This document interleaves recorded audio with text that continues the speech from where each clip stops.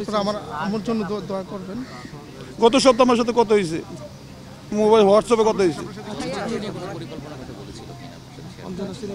না, অঞ্জনা সিনে কমপ্লেক্সটা আম্মুর অনেক বড় একটা স্বপ্ন ছিল। তো এইটা যাই হোক দেশের সার্বিক সিচুয়েশনের কারণে হয়নি। তখনই আম্মু মানসিকভাবে অনেক ভেঙে পড়ছিল আসলে। তখন থেকে আম্মু মানে খুব কষ্ট পেত, সবার সাথে শেয়ার করতো, কারণ অনেক টাকা ওইখানে ইনভেস্ট করা হয়েছিল আম্মু যা ছিল। তা আম্মুর অনেক বড় একটা স্বপ্ন ছিল, তাই না দাদা? সবসময় বলতো সবাইকে যে আমার অঞ্জনা সিটি কমপ্লেক্স হবে।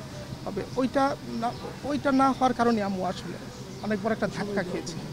আপনারা দোয়া করবেন আমার মার জন্য। আম্মু যদি কোনো ভুল ত্রুটি কখনো করে থাকে, আমার জানাম তো আম্মু কখনো শিল্পীদের প্রতি এত ভালো মানে এত মিশুক, এত ভালোভাবে ব্যবহার করতো। কিন্তু আমি বলবো না, আপনারা সবাই বলবেন না, আমার মার কথা তো আমি বলবো না। আপনারা আম্মুর জন্য দোয়া করবেন।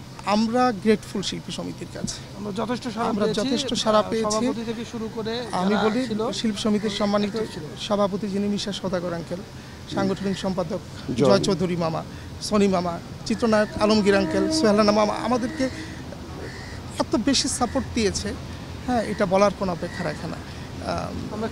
আমরা কৃতজ্ঞ শিল্পী সমিতির কাছে এবং নিপুণ আন্টির কাছেও কৃতজ্ঞ, চিত্রনায়িকা নিপুণের কাছে, এটা আমাকে বলতেই হবে। সবার কাছে আমরা কৃতজ্ঞ।